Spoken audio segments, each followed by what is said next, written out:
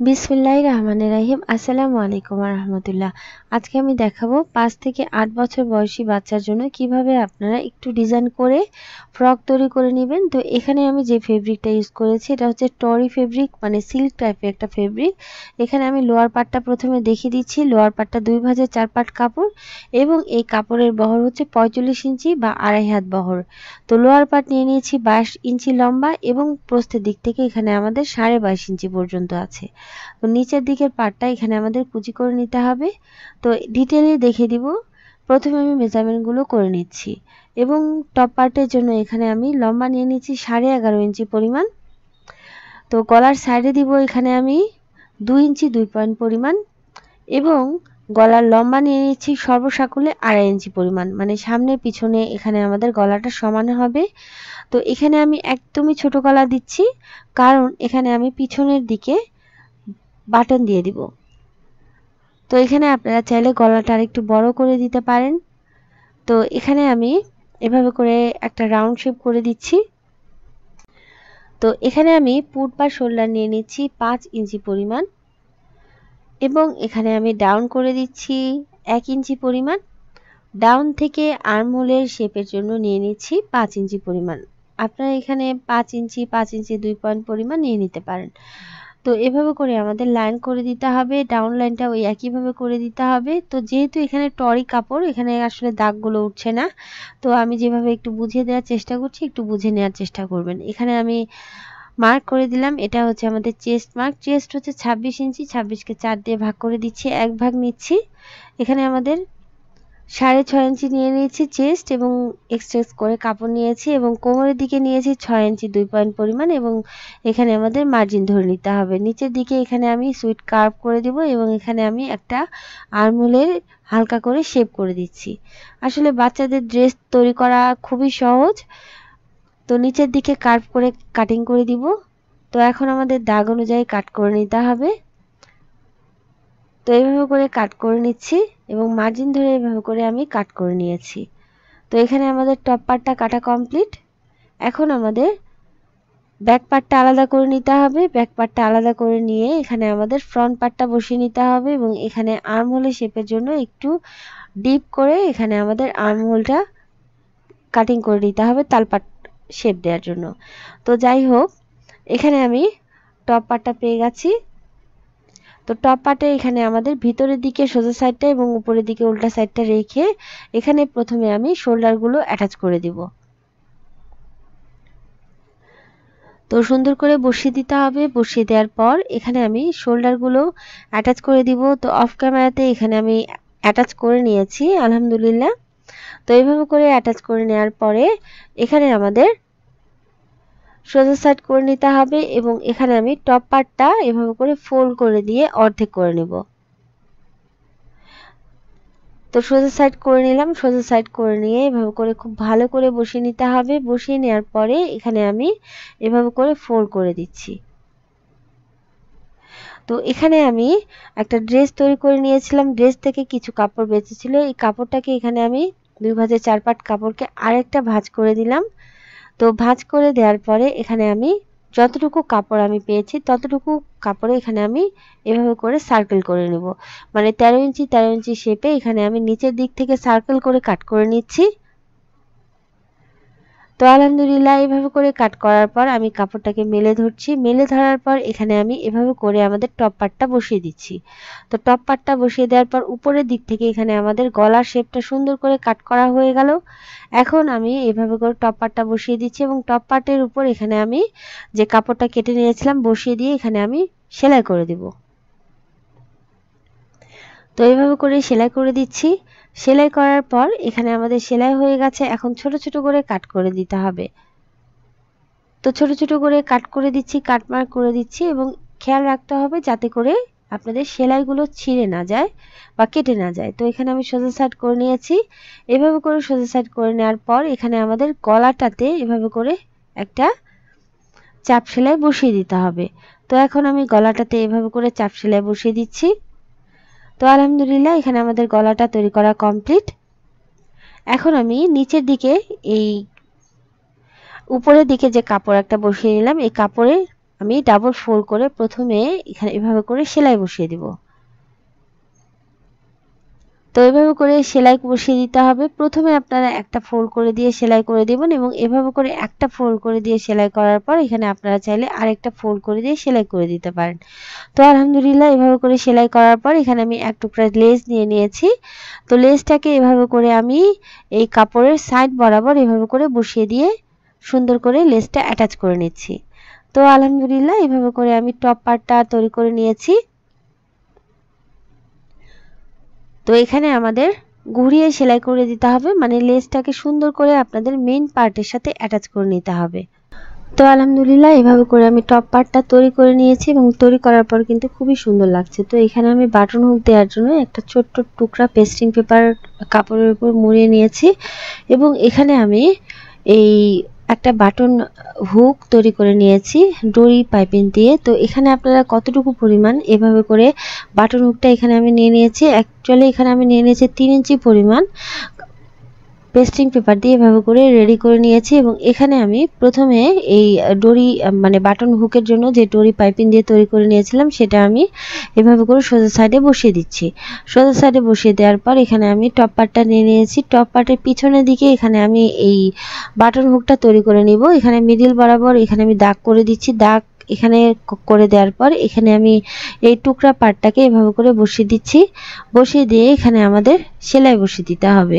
তো মিডিল থেকে এখানে আমি 1 পয়েন্ট সাইডে গিয়ে এভাবে করে সেলাই বসিয়ে দিচ্ছি, ঘুরিয়ে নিচ্ছি।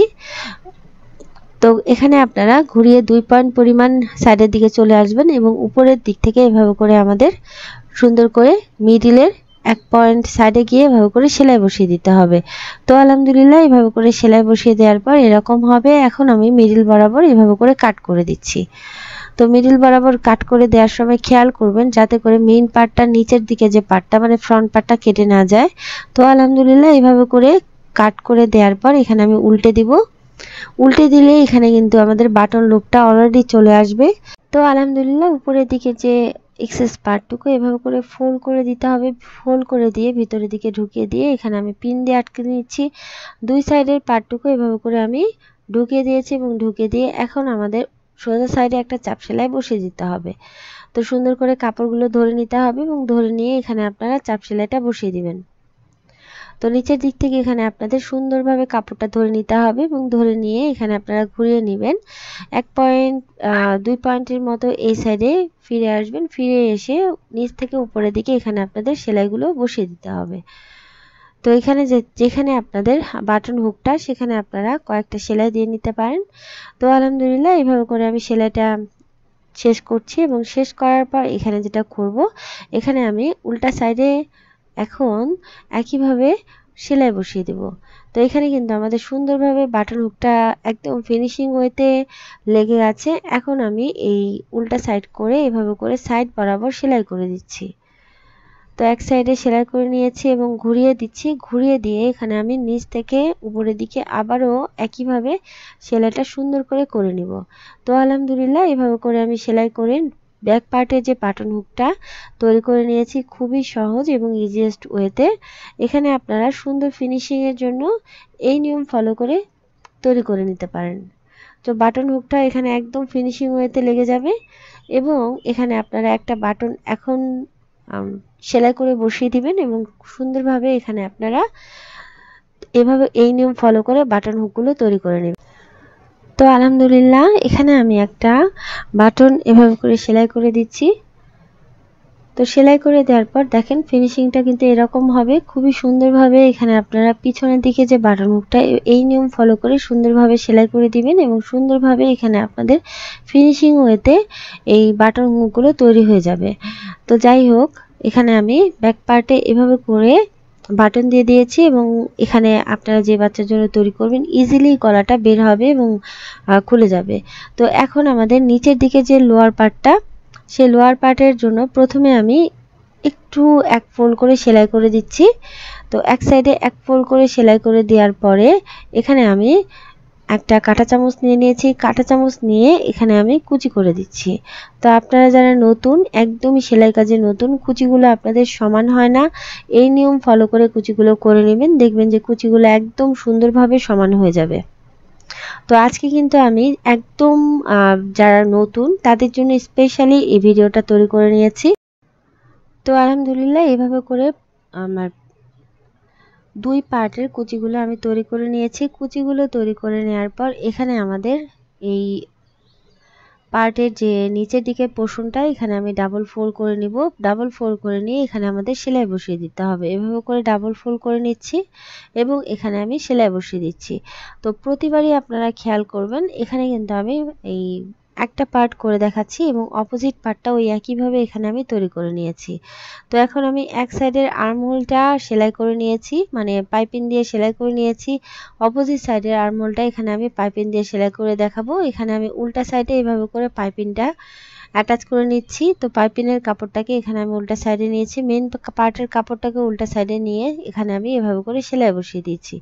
ছোট ছোট কাট বসিয়ে দিচ্ছি। কাট বসিয়ে দেওয়ার পর এখানে আমি সোজা সাইডে এভাবে করে ডাবল ফোল্ড করে দিয়ে সেলাই বসিয়ে দেব। তো এখানে আপনাদের সেলাই করে নিতে হবে এবং দুই সাইডের যে আর্মহোলের পাইপিংটা এভাবে করে আমি সেলাই করে নিয়েছি। তো আলহামদুলিল্লাহ এভাবে করেই আর্মহোলগুলো আমি সেলাই করে নিয়েছি। তো এক সাইডের আর্মহোল যেভাবে করে সেলাই করে নিয়েছি, অপোজিট সাইডের আর্মহোলটা ওই একইভাবে এখানে আমি সেলাই বসিয়ে নিয়েছি। তো এইভাবে করে টপ পার্টটা তৈরি করার পর এখন আমাদের টপ পার্টের সাথে ব্যাক পার্টটা তো আমি সেলাই করে নিয়েছি। ব্যাক পার্টগুলো এইভাবে করে বসিয়ে দিতে হবে। তো এখানে আমাদের ভেতরের দিকে সোজা সাইডটা এবং উপরের দিকে উল্টা সাইডটা রেখে এখানে আমাদের এভাবে করে সেলাই বসিয়ে দিতে হবে।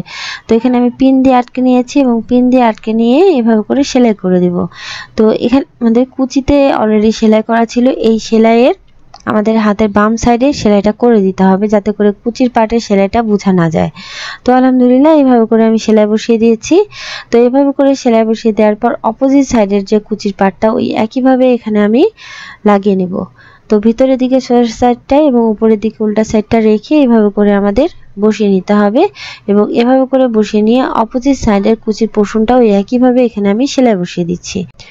তো এখানে আমি দড়ি ফিতা এবং লটকন তৈরি করে নিয়েছি। তো আমার কাছে মনে হলো যে আমি যদি সাইডের দিকে এই লটকনের ফিতাগুলো লাগিয়ে দিই তাহলে জিনিসটা অনেক বেশি সুন্দর হবে। তো এখানে আমি 4 ইঞ্চি 4 ইঞ্চি দূরত্বে, মানে ফ্রন্ট পার্টে ওই একইভাবে 4 ইঞ্চি দূরত্বে এখানে আমি সোজা সাইডের সোজা সাইডে কিছু সুতা খুলে এভাবে করে লটকনগুলো ঢুকিয়ে দিয়েছি এবং দুই সাইডে লটকনগুলো এভাবে করে ঢুকিয়ে নিয়েছি।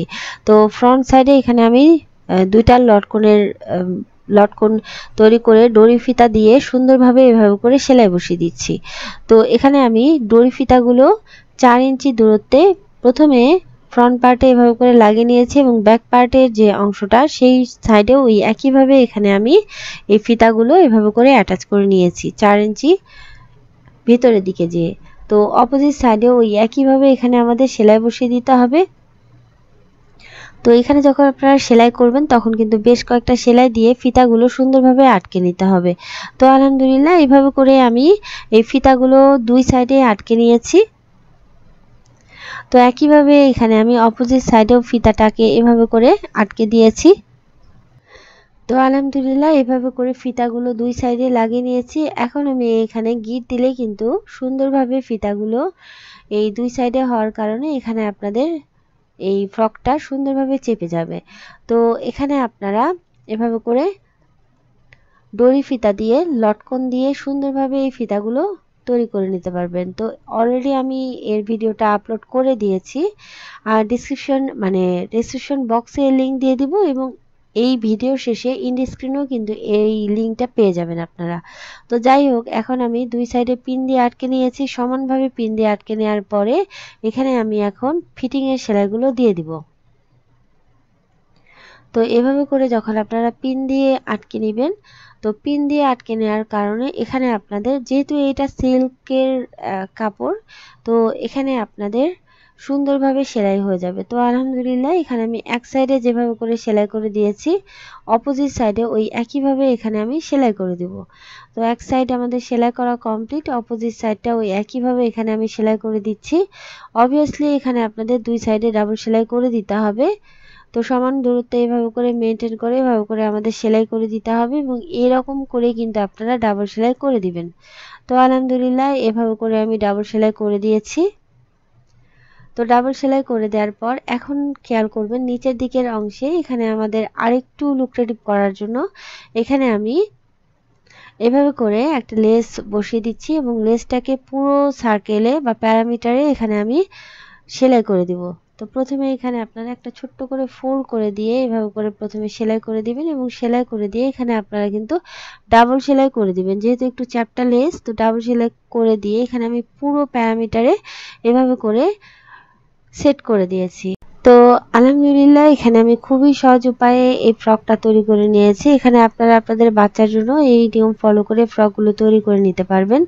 তো ভালো লাগলে চ্যানেল সাবস্ক্রাইব করে পাশে থাকুন। ফ্রকটা ছবিতে যতটা সুন্দর, অরিজিনালি আরো বেশি সুন্দর। তো ভালো থাকুন, আল্লাহ আমাদের সবাইকে ভালো রাখুন। আসসালামু আলাইকুম।